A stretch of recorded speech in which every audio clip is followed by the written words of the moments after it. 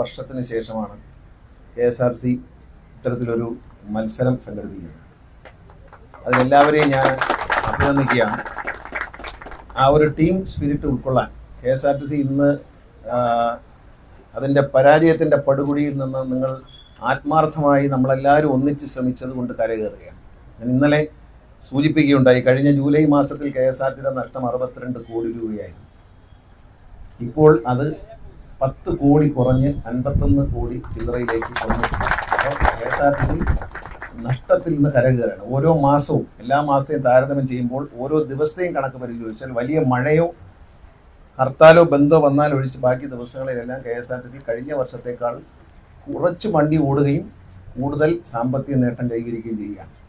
പക്ഷെ നമ്മുടെ ബാധ്യതകൾ പലതും കൂടുതലാണ് എങ്കിൽ പോലും നമ്മൾ ആ ഒരു പരാജയത്തിൻ്റെ പടുകുഴിയിൽ നിന്ന് കയറുകയാണ്.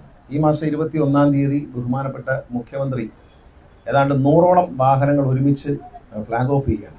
KSRTCയുടെ ഏറ്റവും ഉയർന്ന നിലവാരമുള്ള വണ്ടികൾ. കേരളത്തിലെ ഏത് സ്വകാര്യ ബസ്സിനെയും, ബാംഗ്ലൂരിൽ നിന്ന് വരുന്ന ഏതൊരു സ്വകാര്യ ബസ്സിനെയും കടത്തി വെട്ടുന്ന തരത്തിലുള്ള വലിയ ഒരു വാഹന നിരയാണ് KSRTC ഒരുക്കാൻ പോകുന്നത്.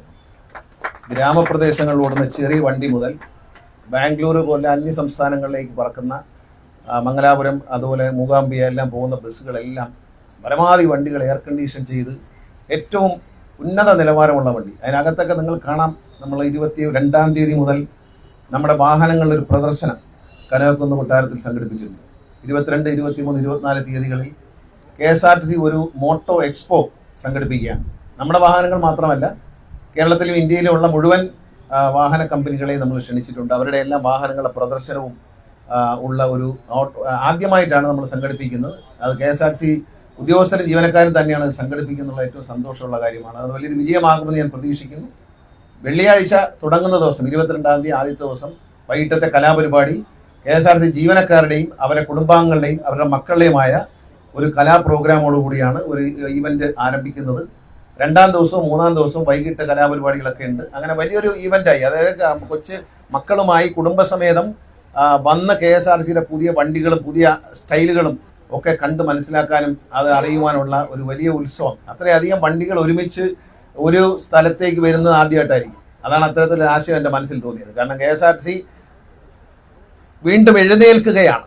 അത് മാത്രമേ പറഞ്ഞു, അത് നമ്മളൊരു എഴുന്നേൽക്കുകയാണ്. നമ്മൾ പല സ്ഥലത്തും വീണുവെന്ന് പറഞ്ഞിടത്തുനിന്ന് നമ്മളൊരു പുതിയ ഉണർന്നെഴുന്നേൽപ്പായിരിക്കും. അതിൻ്റെ ഭാഗമായി നിങ്ങൾ ഈ നടത്തിയ മത്സരം വളരെ നല്ലതാണ്. 40ഓളം ടീമുകൾ കാസർഗോഡ് മുതൽ ഈ മത്സരത്തിൽ പങ്കെടുത്തു. ഇന്ന് അതിശക്തമായ ഒരു മത്സരത്തിലൂടെ ഇന്ന് വിജയിയെ തിരഞ്ഞെടുത്തു. അതിൽ നിങ്ങളെല്ലാവരെയും അഭിനന്ദിക്കുന്നതോടൊപ്പം ബഹുമാനപ്പെട്ട നമ്മുടെ CMDയോട് ഞാനൊരു നിർദ്ദേശം ഇവിടെ വെച്ച് പറഞ്ഞിട്ടുണ്ട്.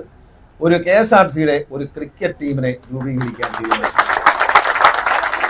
നേരത്തെ വോളിബോൾ ടീം ഉണ്ടായിരുന്നു, കലാസാംസ്കാരിക വേദി ഉണ്ടായിരുന്നു, അതെല്ലാം കാലാകാലങ്ങളിൽ നഷ്ടപ്പെട്ടു പോയി. ഫുട്ബോൾ കളി ഉണ്ടായിരുന്നു, ഫുട്ബോൾ ടീം ഉണ്ടായിരുന്നു, എല്ലാം കാലാകാലങ്ങൾ നശിച്ചു. പക്ഷെ ഇന്നത്തെ ഏറ്റവും പോപ്പുലറായിട്ടുള്ള ഒരു ഗെയിമാണ് ക്രിക്കറ്റ് എന്നുള്ളത് കൊണ്ട് നമ്മളൊരു ക്രിക്കറ്റ്, നിങ്ങൾ ഈ 40 ടീമുകൾ മത്സരിച്ചു, അതിലെ മികച്ച കളിക്കാരെ സെലക്ട് ചെയ്തിട്ട് ഒരു ക്രിക്കറ്റ് ടീം ഉണ്ടാക്കാനുള്ള ഒരു നിർദ്ദേശം CMDക്ക് നൽകിയിട്ടുണ്ട്. ഞാൻ ദീർഘിപ്പിക്കുന്നില്ല. പങ്കെടുത്ത എല്ലാവരെയും അഭിനന്ദിക്കുന്നു, വിജയിച്ചവരെയും അഭിനന്ദിക്കുന്നു.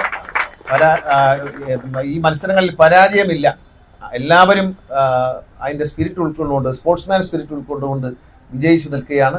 മികച്ച പ്രകടനം കാഴ്ച എല്ലാവരെയും അഭിനന്ദിച്ചുകൊണ്ട് ഈ ഒരു ചടങ്ങിൻ്റെ ഉദ്ഘാടനം നിർവഹിച്ചായി അറിയിക്കുന്നു. നന്ദി, നമസ്കാരം.